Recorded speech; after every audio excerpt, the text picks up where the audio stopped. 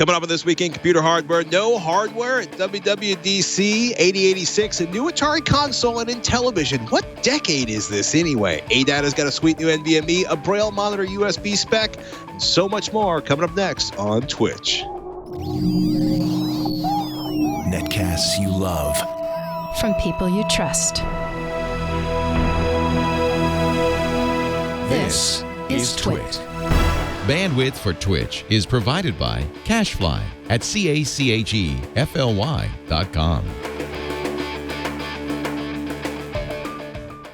This is TWiCH, This Week in Computer Hardware, episode 468, recorded May 31st, 2018. 8086, a new Atari console, and Intellivision? What decade is this?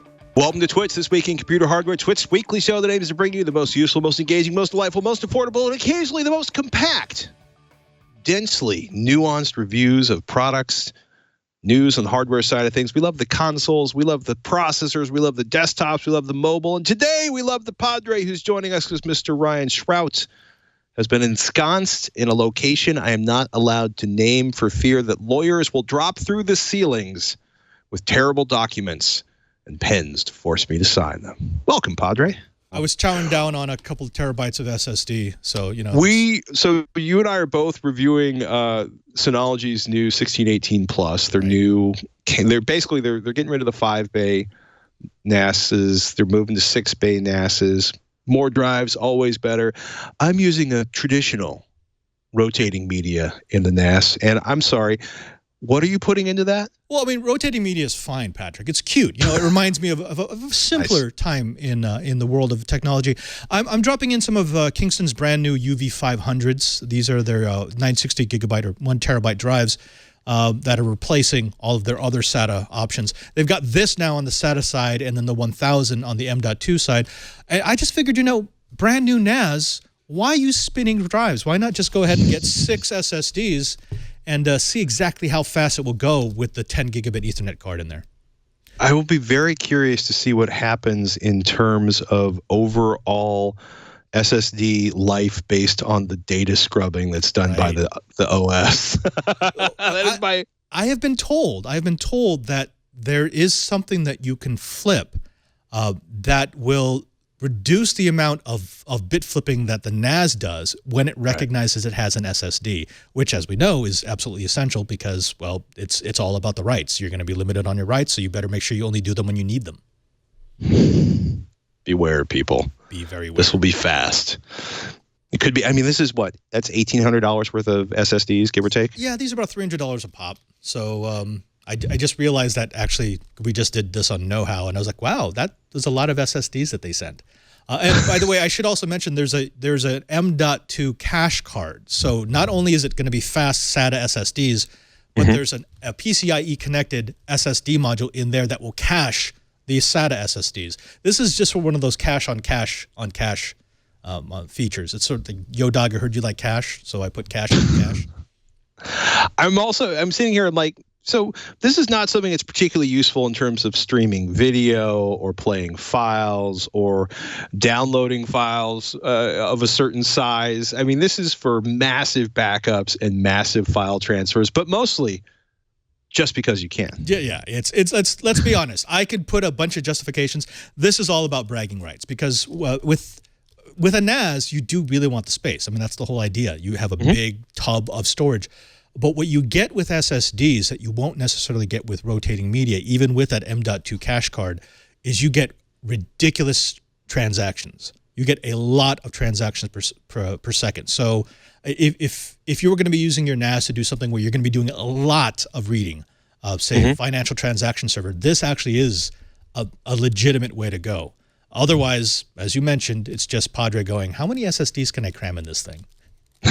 At least 6. At least 6. Oh, my goodness. Worldwide Developers Conference is coming.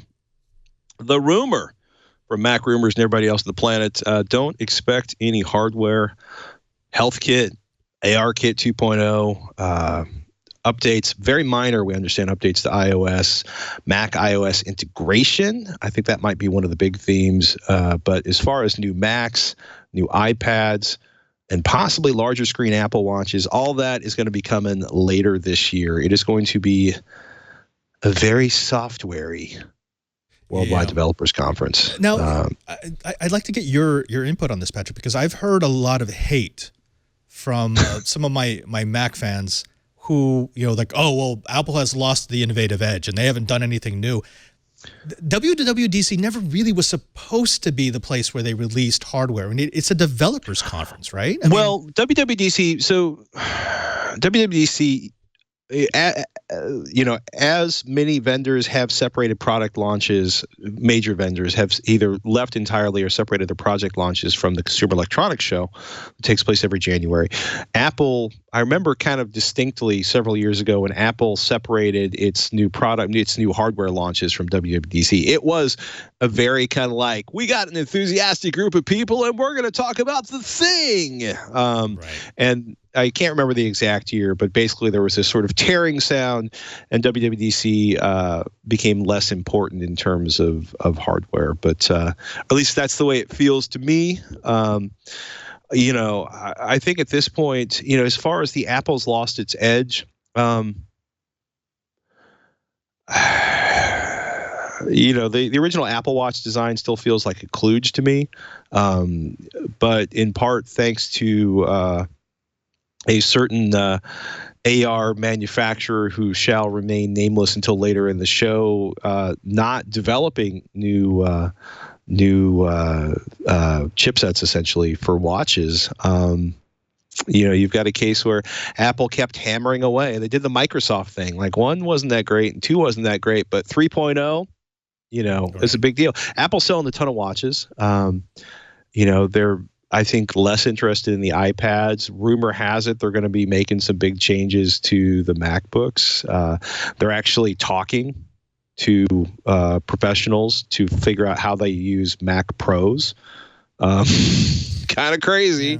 Yeah. I see WWDC this year kind of addressing 3 things that are happening to Apple. The first is the maturation of the product cycle. I mean, this happens to every company that comes out with something that's revolutionary. It will be revolutionary for X amount of time, and now it's become legacy. They have to support the products that they have, and you can't constantly be revolutionizing the products that you have because then they're no longer the products you have. The other part is there's actually a bit of a pushback. I believe they've got a panel, an entire track that's dedicated to curbing device addiction. That's kind of fascinating, actually, from a techie point of view. They're actually adding new features. And so a big part of the coverage on this all centered around an article by Mark Gurman over at Bloomberg. And, his lead was that, Apple's going to be combating, they've been hit a lot in terms of smartphone addiction.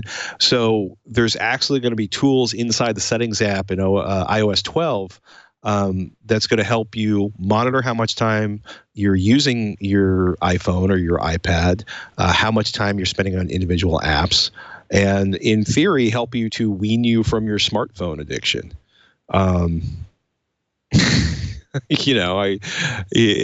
I'll be very curious to see what the results of that are. And, I think addiction is more complicated than that, but anything that helps you realize, like, gosh, I spent 9 hours on Instagram this week. I spent 22 hours on YouTube. Probably won't be a bad idea at all. Tony Fadell is one of the people quoted in the Bloomberg article. Quote, "We need to have tools and data to allow us to understand how we consume digital media. We need to get finer grained language and start to understand that an iPhone is just a refrigerator. It's not the addiction," unquote. And that's an interesting thing to declare, but is fundamentally true. But you could also say, really the availability of heroin is not the problem. The problem is you. And as a recovering alcoholic, I can say, yeah, the problem is me. Once I stopped drinking and got sober, I perfectly safe to walk down the tequila aisle at Costco, but it's a lot of it's like, I think it was like JANA Partners, California State Teachers Retirement System, a bunch of the big shareholders were angry about the addictive nature of Apple's devices.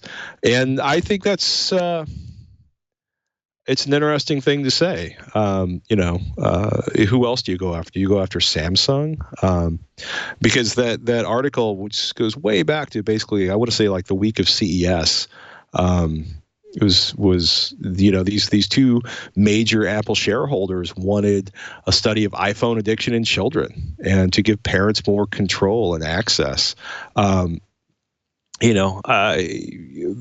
This is an issue with Android devices too.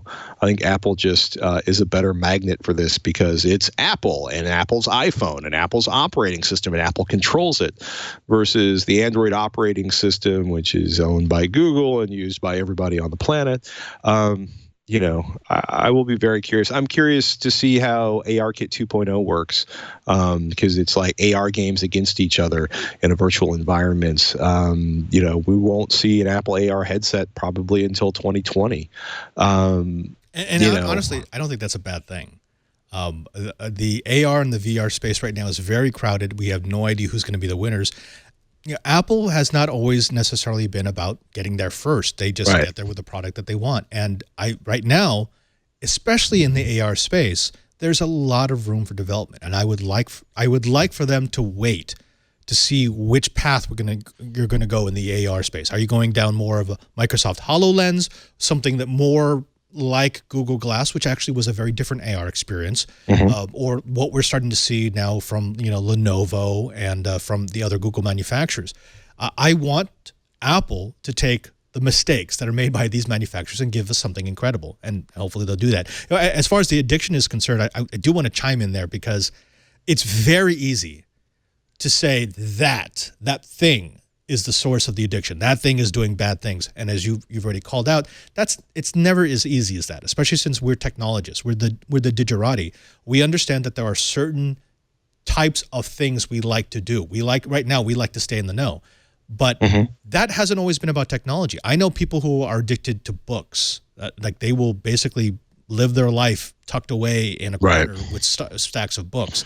This is just a thing that's very easy to blame without actually dealing with the underlying causes of the addiction, which is right now, everyone has a fear of missing out and everyone feels like they always need to be connected. Otherwise, they are missing opportunities. That's not as easy as just saying, can you hold that we thought? should give you an app. Oh, yeah, go ahead. Thanks. I'll be right back. Bug it. Oh, wow. Yeah. New photo on Instagram. Cat belly. Sorry. I'm kidding, actually. I did that, but it's I agree. It's also managing, access to cell phone time, how you approach it. I mean, it astonishes me how many of my children's cohorts, friends, have their own smartphones and are, barely tweens, and they have full-time access to them. Patrick, I feel like I'm becoming a curmudgeon because when I see like a toddler and they've got their own phone, it's not mom or dad's phone, it's their phone, it's their device. I'm looking at that and going, I don't want to tell you how to be a parent, but that sounds like a really bad idea. Is that just me am I old now, Patrick? It's not that you're old now. It's just maybe you've never had a 3-year-old drool its way through an iPhone and destroy it. So I can see where that might be financially or just simply in terms of not losing a primary communication device, a particularly valuable feature to have the kids on phone. People do crazy stuff. A lot of it, I've noticed, doesn't even involve technology in how people parent. But I think it's something that we're just starting to get the beginnings of a tenuous grip on. Anytime you're at a concert and more people are looking down rather than up at the band, that either A, the band really sucks, or B, something's gone horribly wrong, with people that paid a bunch of money to see an event but are actually too busy tweeting about it to enjoy it. There's a cool contrast here because you can look at WWDC versus Google's event. And Google's event dealt with the same thing. I.O. had that section of the keynote where they were talking about addiction, but they didn't call it addiction. They were calling it wellness. It's wellness features. And I think that's a better way to address it because addiction sounds so negative. It sounds like, oh, there's a problem here and this will fix it. What Google was saying is like, look, people are going to want information. They're going to want these devices. We are going to give them the tools to find that boundary. Not that it's bad, but that if that's all you do, you are damaging yourself. different ways of looking at the same problem. And I actually think if Gurman's predictions turn out right, I think Google did it better. Well, we'll see. We'll see. There's part of the reason I think Apple had to refer to it as addiction is because they've been called out by two major shareholders. Right.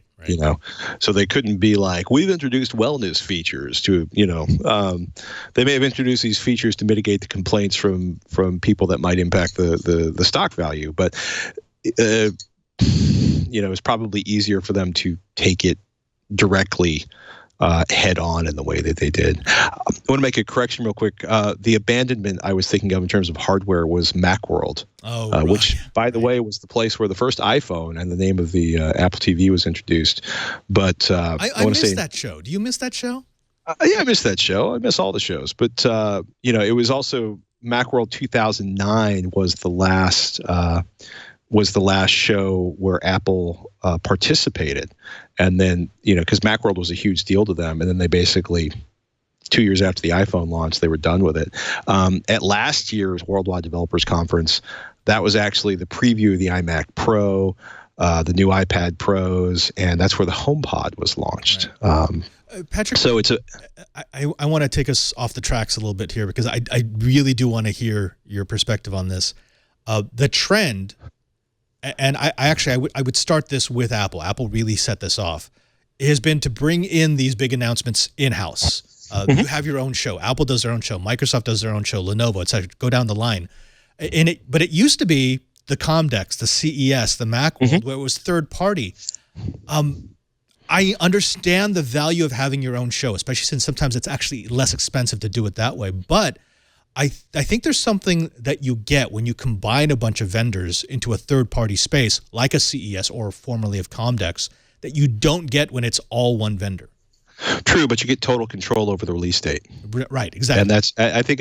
And there was a wonderful, I want to say, Wall Street Journal story that talked about the insanity behind the demo for the launch of the first iPhone, where I think if any single thing in that demo was done out of order, the iPhone would basically vomit all over its own lap and pass out. So that's, Mr. Jobs had to do this thing exactly the right way or everything would go horribly wrong. And, they probably did it in that state because that was the only state they could do it in to meet that Macworld debut. And I also think, to be perfectly honest, in a lot of cases we see vendors wanting more control.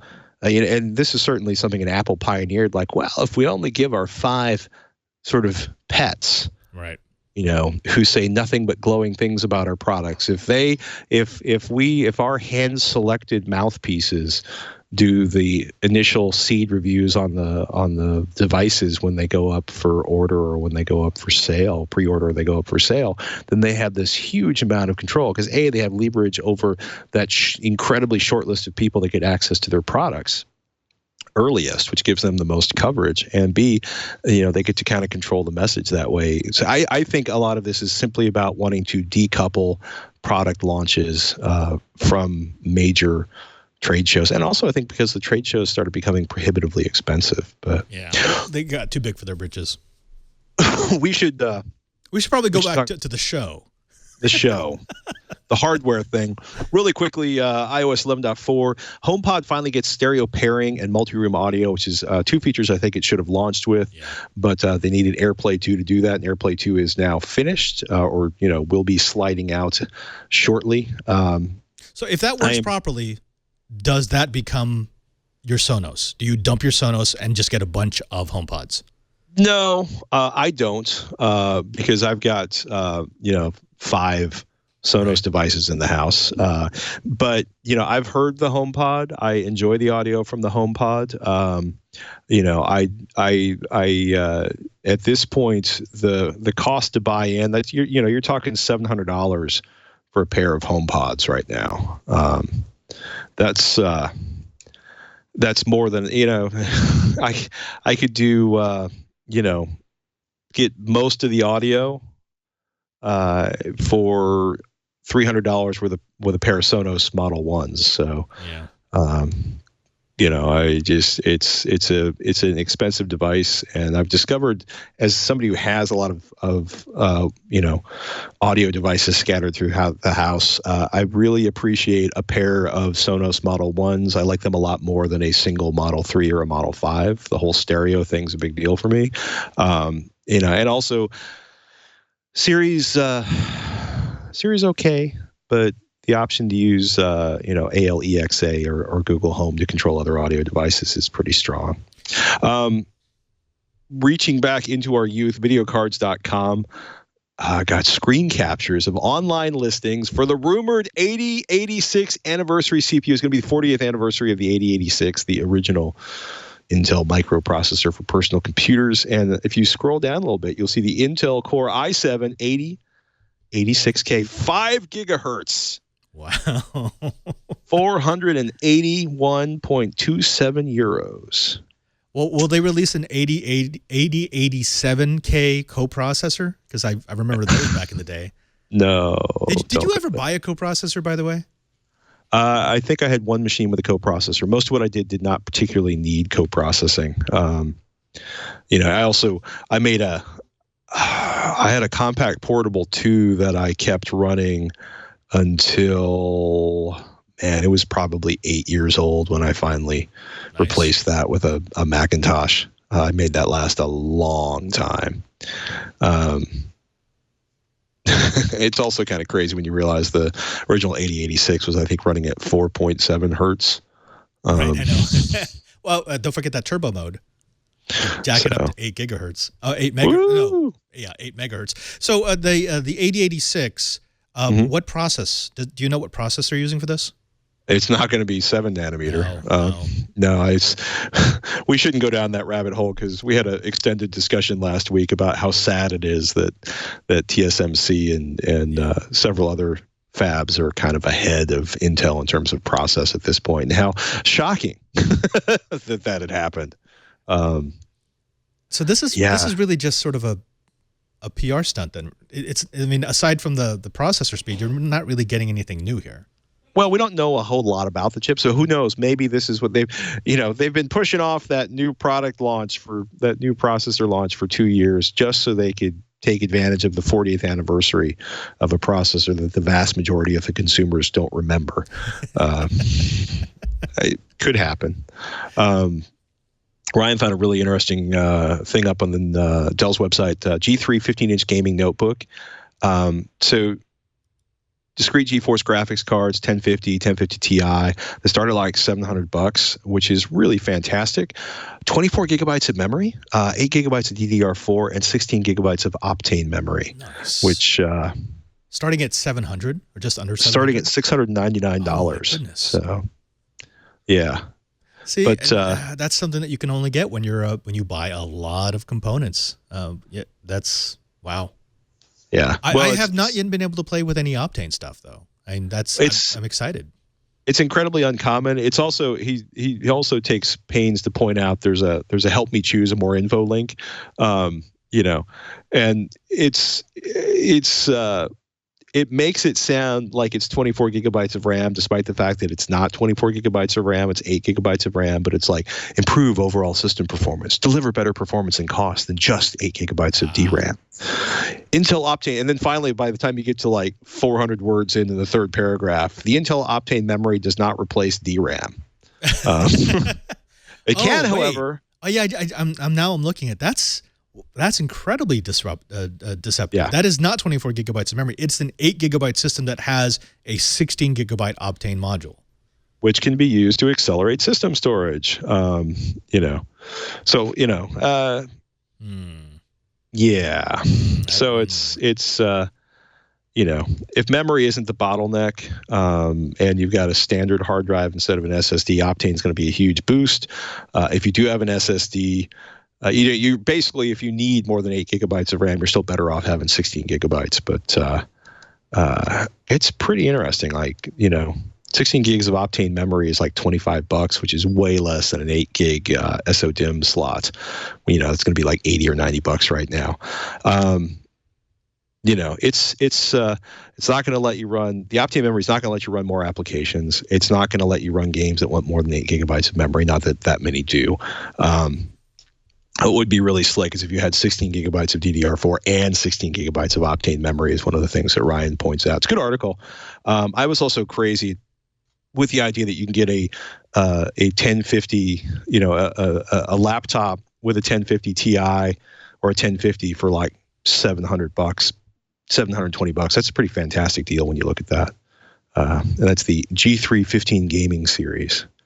So Patrick, I'm actually starting to look at the laptop that I'm going to get for my new position, and I've been really big into the Razer Stealth Blade, the new one with I think it's 16 gigabytes of memory. It's got that 4K 13 or maybe 12.2 inch screen. Of course, it's integrated graphics, but then I also have the little core unit that I can plug into it, and drop a 1080 into that. Would you go with an Ultrabook that had the core option, or would you get a slightly larger notebook with a slightly larger monitor for actually less money that had something like a 1050 in it? Man, it's a tough call. Like, is this for gaming? Is this for video editing? I will say, Razer's done a good job. We hope, actually. Shannon bought one of the Razer blades, had to return it twice because of trackpad issues. She's not the only person that had that. They have actually radically changed the technology and the trackpad on the new model, which she was pretty excited about. Whenever possible, prefer a desktop to a laptop. The core system is going to improve your graphics. I would rather have a 1060. I feel like I would rather have a 1060 on the motherboard inside the laptop than a 1070 in an external box, which may not be healthy or accurate, but anything that's inside the laptop travels with you, and you don't have like, I have my laptop and I have my lunchbox. See, that's I'm afraid that's what's going to end up happening. It's going to be, it's a separate module, but I'm going to have to carry it with me everywhere I go because I edit on the go.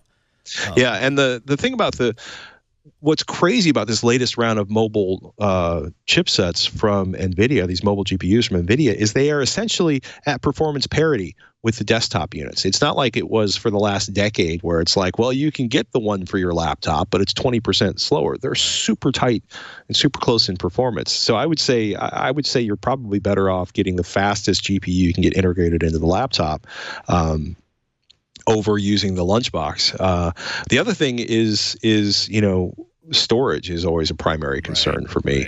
And a bigger laptop gives you more storage. So I've already decided. I'll be pretty happy either way. I'm not doing one of those laptops that only has a USB-C port. I absolutely hate that type of solution. I need something that has at least one USB-C and at least two USB 3.0. If you don't have that, I'm out. That's table stakes for me because I am so sick and tired of daisy chaining off that USB-C port to the point where I can't move the laptop because if I move it a bit too much, suddenly I've broken the chain and everything goes crazy. I was laughing about there's a lovely Dell 7000. We had a viewer asking like, what do I do if I want to spend less on a notebook? And I was like, well, I love the XPS. I'm using one right now. It's my day-to-day carry notebook. But when you look at a 7000, you can get the same configuration. It won't be as small. It won't have the sort of infinity edge bezel, but you'll spend $250 less. And you'll get a whole bunch of ports around the edge that they eliminate on the svelter, more high-end laptops. And that kind of made me laugh. So it's tough. I'm not a big fan of the single-port laptop. Nope. But they are certainly the way so many designers are pushing the high end. Did you see the Atari VCS? I did. That went up on Indiegogo yesterday. I am ashamed to say that I actually really want one of these. Why are you ashamed? Outside of the fact that it's an Atari. It's an Atari. I mean, it's absolutely a nostalgia play. I get it, but I'm looking at that. I'm thinking, man. I mean, that's the little 6-year-old geek in me wants this so bad. Oh. They even brought back the original controller, which I love. I think you have to if you're going to call it an Atari. Proprietary Atari VCS user interface with optional voice control and integrated web browser for full access to all that the internet has to offer to navigate and curate your personalized entertainment experience. Built on an open source Linux operating system so you can add your own software and apps to customize your own platform. So it's like an Atari Plus. You see, but I look at this, and already in my mind, I'm thinking I want to mod the case to add the cartridge slot. Now, the cartridge doesn't have to do anything, but I want that cartridge slot because I'm so... that's what I'm used to. I remember having my collection of Atari cartridges, but it's got 100 ET, games by the way. in. I know, right? It's like the NES Classic, same idea. Now, Patrick, looking at this, looking at the NES Classic, looking at things like, I don't know, every multi-billion-dollar movie that we're seeing in the last 5 years being from 80s and 90s comic books, are we now in the generation of nostalgia? We just create things for the kids who have now grown up? I think nostalgia kind of swings through. Yeah. Every few years, it just swings through with a slightly different generation. My concern on this, I'll be honest with you, I think it's cool. I really do. It's fun. I never had an Atari, so I'm not as emotionally bonded to it as a lot of people I know are. I think this is an interesting way of doing it. I think kind of my primary concern, like it's slick, right? They've got an emulator. They're making the games legal. There's lots of cool stuff going on here. Especially that commercial you're looking at right now. It evokes all of the feels of the original Atari, and if you want to pay less money, you can get, you can skip the fabulous wood grain trim and get the sort of Onyx version of it for, I want to say $100 less. It's like $199 for the all black version, the early version, and $299 for the collector's edition. From experience, by the way, the ridges in the case. That is it looks fantastic until it gets a little bit old, and that's the collection spot for any dust that might be in your house, it looks amazing. The other thing is I think they need to sell this along with that little RF adapter that you used to have to attach to the antenna ports of your TV with the little screw terminals. I actually have one of those just to deal with certain. No, every so often somebody comes up with me to an old device, and I have one around just for dealing with super ancient devices. The thing with me for this right now is it's really cool and it's really exciting. But I've eaten 2 Kickstarter projects in the last couple months. OSIC 10 went down in flames, and it turns out one of the second project, the second Kickstarter project from the crew that did the $9 PC chip, they went out of business. I've been lucky. I've never lost a Kickstarter. I had one that was delayed by 2 years, but never actually gone down on one. Yeah, well, it is definitely, there's definitely been some Kickstarter fail in my life in the last couple of weeks. That makes me a little uptight about investing in something that, on some levels, looks really, really simple, and on some levels, some things that seem to be done haven't shipped.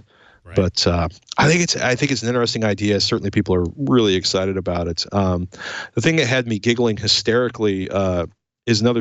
Jeremy posted the story up on PC Per yesterday. Intellivision, Tommy Tallarico, who's worked in the gaming industry, is reviving Intellivision, a new concept, design, and approach to gaming. Can they bring back those? The controllers that were incredibly uncomfortable to use. Yeah, that was one of the. I remember playing that in a Sears, an electronics store somewhere at the mall. It's like 1979. It was designed to compete with the Atari 2600. Use speech synthesis in a game that was really amazing. But this guy Tommy Tallarico is financing the revival. I'm just laughing because it was 932 bytes of graphics RAM on the original monster. Yeah, was in production through like all of the 1980s. But nobody really knows what it's going to be because all that they've said is new concept, design, and approach to gaming. Patrick, these youngins have it easy. They don't remember we lived in an era of consoles where you didn't actually know which way you were supposed to hold the controller because all the ways you could hold them hurt. It's not like today where everything is ergonomically designed and the second you hold on to the controller, there's a right way to hold it. I remember the controller for the ColecoVision, and I was like, wait, sideways? Why am I playing with this thing sideways? No one understands. It was a different era. This is different. If you sign up though for Intellivision, they're not going to announce anything until October 1st. But the first 100,000 subscribers to their email list will have access to a limited edition version. Which does what? It's limited edition. That makes it the cool version. Oh my goodness. ADATA XPG SX 8200 480 gigabyte M.2 NVMe SSD review budget performance writes Alan Malventano. I like how he says this. ADATA has a habit of occasionally coming out of the woodwork and dropping a great performing SSD on the market at a highly competitive price. So one of the issues with ADATA in the past has been availability. They seem to have made their products more readily available in a larger group of channels. Impressive sequential read performance, excellent read throughput and mixed workloads, very competitive cost per gigabyte. Apparently the caching was a little inconsistent, but it did pick up a Gold PC Perspective Award, or the PC Perspective Gold Award. And, this is pretty crazy. You're looking at 35 cents a gigabyte for the 320 terabyte version, and that's for an NVMe drive. $350 for the 960 gigabyte version, 2 terabyte version coming later this year. That's very competitive pricing. This is pretty cool. Cost-friendly format. I'm going to quote Alan here. Cost-friendly offering from ADATA's XPG line, pairing the SM2262 with IMFT 3D NAND and turning in chart-topping figures and some of the more important performance metrics measured by our test suite. Solid endurance ratings and a 5-year warranty round off a competitive solution that can only help push NVMe SSDs into even more affordable market sectors. The ADATA XPG SX 8200 offers surprising performance from what would otherwise be considered a budget SSD. So one of the things that Alan notes is that, he calls them aftermarket SSD controllers. I'll call them less common. I want to call them second tier because that's A, obnoxious, and B, the performance on this is pretty amazing. But that's a pretty good deal. 3,200, 1,700 for a budget drive isn't bad. One of the things that I've been noticing though, as I've been putting more M.2 parts through their paces, is especially on the budget parts, you have to be careful how you test them because they may be able to burst really well to the speeds that they've actually rated, but they haven't accounted for the incredible density that they've put on a single stick, M.2. And so they derate. The controller will actually derate once it starts getting hotter. So put it inside of a case with very little ventilation. That's where you actually should be doing your benchmarking. The higher end parts all have heat spreaders, or they've been designed in such a way that the density is not actually going to tell the controller, hey, drop your performance in half because you're about to melt. I feel comfortable that Alan's mostly nailing that testing to the floor. I mean, to put this in perspective, like a 950 Pro NVMe, you're looking at $585 for the 512 gigabyte version of that. The 960 Evo series, where did that go? The 500 gigabyte version of the 960 Evo NVMe drive is selling, it's down to $225. Right. Somebody might need a new hard drive. You can accomplish that. Is that the easy NVMe enough. version? That's the is. That is. Interesting. But where is it on the performance? I'm going to stop. There's nothing more horrifying on a podcast than someone reading benchmarks. Not actually discussing them, but physically reading them while ignoring the podcast.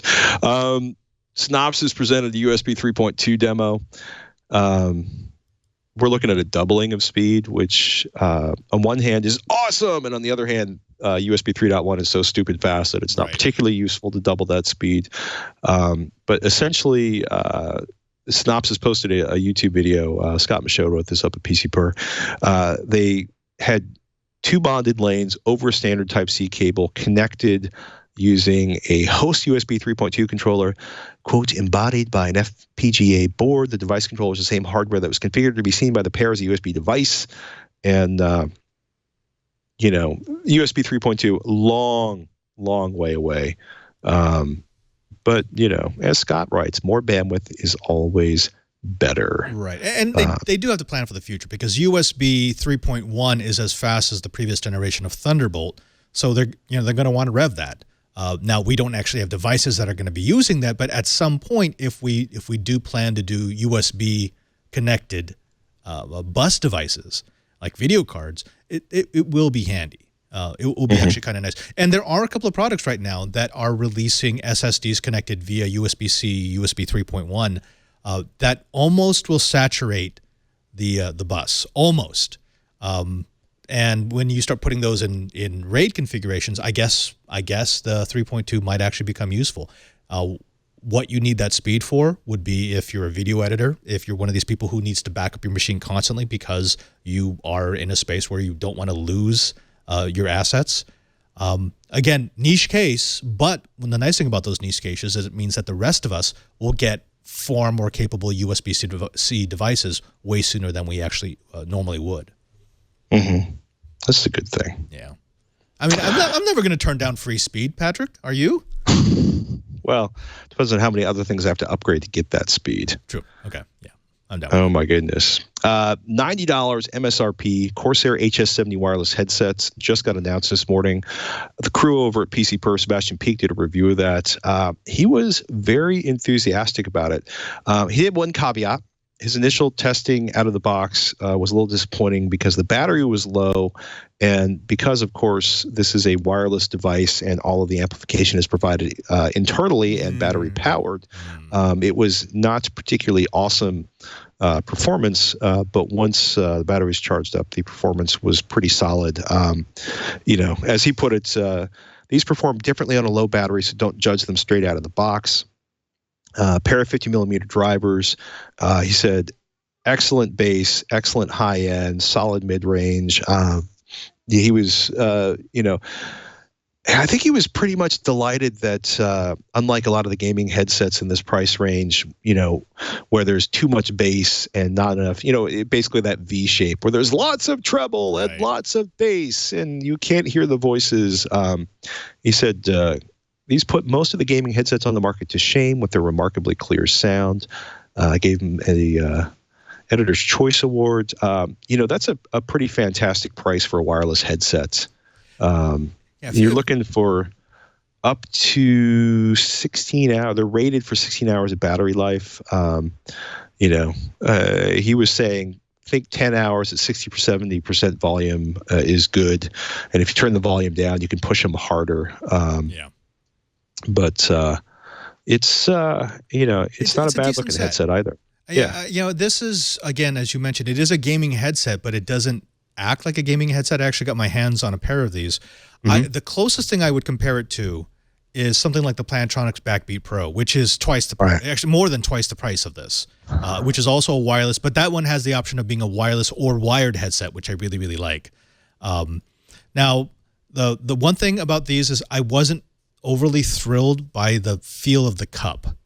I think it would probably become painful over if I was to use this for video editing, where I'd have it on my head for a long period of time. But as a gaming headset, it sounded more like that Plantronics than, say, like a Beats by Dre, where everything is just bass. Well, I got to say, I also probably, there are very few gaming headsets I would even remotely consider for doing video editing, just because they tend to be so peculiar in the way they're voiced. But certainly something to... Actually, let me ask you about that. I mean, I know you're still a fan of the Hi-Fi Man. Is there any planar gaming headset? I'm a little less enthusiastic about the Hi-Fi Man than I used to be, simply because the ones I have tend to get very fatiguing because there's so much emphasis on the highs. But actually, Odyssey just announced a gaming headset, the Mobius, and I got to listen to that down at. We did a review of that, a very short review of that. I talked about it on AVXL and on Tech Thing, based on some ears on time I got down at CanJam LA. But they decided to do that as a Kickstarter. They had finished headphones. The pre-order price is like $339 now. It's the retail price is like $399. So it was impressive. I don't think they are as good as, say, Odyssey Signs, but that's a $500 headphone that does not include a microphone. Well, that doesn't include sort of a microphone on a stick, and doesn't have the head tracking they built into this. They're pretty good. They're solid.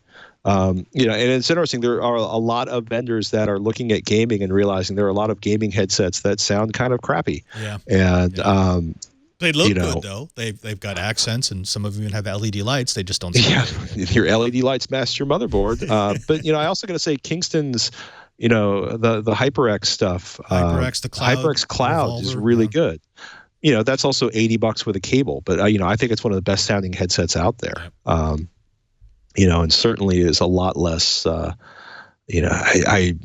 some wired headsets out there that cost $200-$300 that I don't think deliver the same audio quality as the HyperX, or the HyperX Cloud. But that's also one of the weird things about headphones is that in a lot of cases you can pay a lot of money and not particularly get a great experience.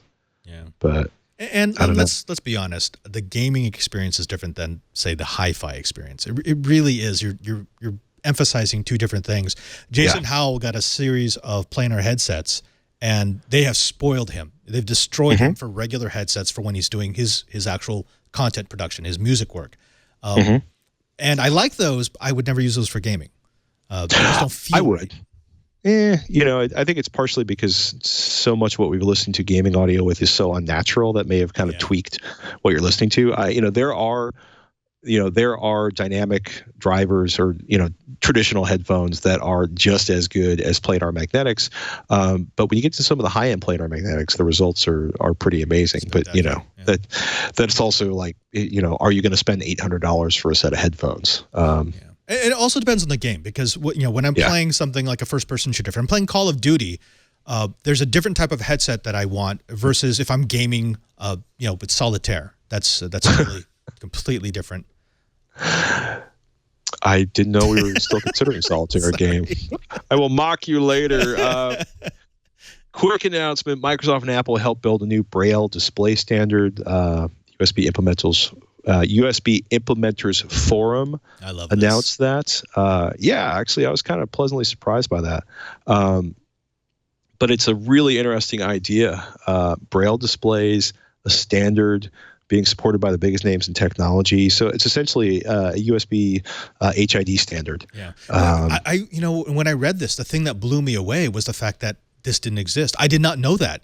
I didn't know that the Braille displays were basically proprietary. If you wanted to switch over, you couldn't, because you couldn't just plug your Braille keyboard or display into another device. So it's about time, actually. Yeah, no, I'm pretty excited about that. I just wanted to give a brief mention of that. I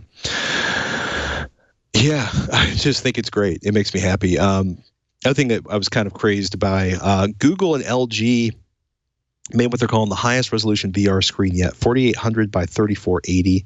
That is 1,443 pixels per inch. For a little perspective, an Oculus Go is 538 pixels per inch. HTC's Vive Pro is 615 pixels per inch, and it's running at a 120 hertz refresh rate. Really good article on that up on Engadget that you're seeing on the screen right now. One of the things they did was talk to a Google staff hardware engineer, Carlin Vieri, who said, quote, humans are capable of seeing 9600 by 9600 pixels per eye, and our field of view can only reach 160 degrees horizontally and 150 degrees vertically. Google's prototype screen can manage 120 degrees, which is pretty fantastic, but still not quite there yet. So what they're playing around with is something Google researchers called Foliated Rendering. So it processes the image in high resolution and then allows the objects in the periphery to sort of lose focus. So that shrinks the data processing placed on the CPU or the GPU, and hopefully will create a more aesthetically pleasing experience for your eyeballs. That's actually been one of the most off-putting things about VR for me, because you're displaying things as sharp at the edges as you are at the center, and that's not how my vision works. And there's just something, my brain is saying something's wrong here, because this is not how the world actually looks. What's going on? Right. If you can do that, if you can give me that sort of peripheral vision effect while at the same time reducing the demands on the processor, that just means that I'm going to have a higher frame rate overall. I love that. Now, if they could just do something to correct for my really bad vision in one eye, we'd be good to go. Well, the Oculus Go, you can actually get you can get custom lenses made that drop into the Oculus Go. I think that's pretty slick. It ties you to the Oculus Go, but well, I mean, the problem is I don't need a prescription. I basically need cornea surgery. I don't think there's an app for that yet. They're working on it. I'm sorry for laughing. I'm just like imagining the cornea surgery app and then just being like, nope. It's a big old cup of nope. Oh my goodness. Well, thank you, sir, for joining us on This Week in Computer Hardware. So you're putting SSDs into a NAS box. Mm-hmm. What else do you have coming up in the near future? Well, I mean, we're down to the last couple of episodes. I have 3 weeks left, including this week. 3 weeks left here at TWiCH before I head off to the next stage of my life. But we're doing the Synology Madness, where we just did part 3. We're doing part 4 in 2 weeks. And that will include things like running VPNs off of a Synology router so you can get back into your network securely. And we're going to be setting up a over-the-air network DVR using a Synology NAS and Plex and a home run box. So that should be fun. We've got a couple of makery projects still to go. The one that people have been wanting for a while is I created a while back a enclosure for a Raspberry Pi that was battery powered. So you could either use it as sort of a data center device that has its own UPS, or it's good for hours of usage on the go if you wanted to set up, game emulation on the back of the car for the family vacation. We've also got a couple of, I can't spoil it, but we've got one really fun farewell episode that's going to be pre-recorded and then released at the end of June, when technically my time at TWiCH has ended. But it's starting to be that time just to say goodbye and say farewell. I can't sing that or we'll get sued. That's right. But remember, you do need to come to Rome. That's an absolute necessity. We will have plenty of room. We've already got a bunch of people who are planning their times. So when you know, I gotta bring 4. So let me figure out how we're going to pay for it. Let's see, 4. Well, I mean, I can give you free room and board, so that'll help. But it's the big aeroplane thing over the Atlantic that gets complicated. They're kids don't really appreciate Rome. They might just want to stay home. That would involve finding somebody to take. That's a conversation for offline, I think. Actually, I know who you can get. Hase loves kids, and she loves your kid. So there you go. I love my kids too, but they might be a bit much for a week while mom and dad are on another continent. But this will be good for her because right now she only has the baby for a couple of hours at a time experience. I think if she had the baby for a week, then she'd realize, oh yeah, okay, they're not all fun. I don't even know where to go with that thought. It's parenthood. Children, take your time. But Patrick, it's been an absolute pleasure working with you. Thank you for inviting me, by the way. I didn't know this when I walked in. It was a lot of fun. No, thank you so much for doing it. Now, Ryan is indisposed, as I will affectionately call it. I got a little bit of the scuttlebutt. That sounds exciting. It's fun. He's having a good week. Yes, he is. He's having a good week. Oh, my goodness. Well, we probably won't see you before you head to Rome, so I will officially, on behalf of Ryan and myself, wish you the safest of travels, the best of times, and nothing but delicious pasta at the Vatican. Although we meet again, probably friend. Until we meet again. Yeah, I was going to say it's probably a pretty international menu. Not as much as you might think. It's mostly pasta salad. There's very little meat in the Italian diet. I've noticed that. Not like in the American diet. There's meat in every meal, and you will go days without meat. As long as you balance your legumes, you'll be fine. Exactly. Oh my goodness. Well, thank you again. Thank you again so much for making the time for us, and good luck, sir. Thank you. With that, ladies and gentlemen, another episode of This Week in Computer Hardware is drawn to a close. If this is your first episode, welcome. Please go over to twit.tv/twitch to find out all the information on how to subscribe and, all the older episodes. We got a lot of them. This is episode 468 and climbing. you can find Father. What's the best place for people to look for you in the future? It still has to be Twitter. Twitter is always going to have the pointer to wherever I am currently. Like if you had followed me on Twitter, twitter.com/PadreSJ, you would have seen that in the past 6 days, I went Rome, then Montreal, then Quebec City, then back to Montreal, Regina, back to Toronto, back to San Francisco. That's a lot of travel. By the way, that place, I was going to sushi, and I'm walking down a street in Toronto, Bloor Street, and I run into this. I'm like, okay, if that's not a clear sign that I need to go get a burger, I don't know what is. A burning bush, but indeed, that might get me into trouble. Oh my goodness! As always, you can find me here at This Week in Computer Hardware, or head on over to avxl.com, the podcast I host about home theater and audio with Robert Heron, or my beloved weekly video TechThing, TAKTHING.com. That's the weekly show I host with Shannon, where we answer viewer questions and review products. With that, ladies and gentlemen, I'm Patrick Norton, and I'm Father Robert Ballecer.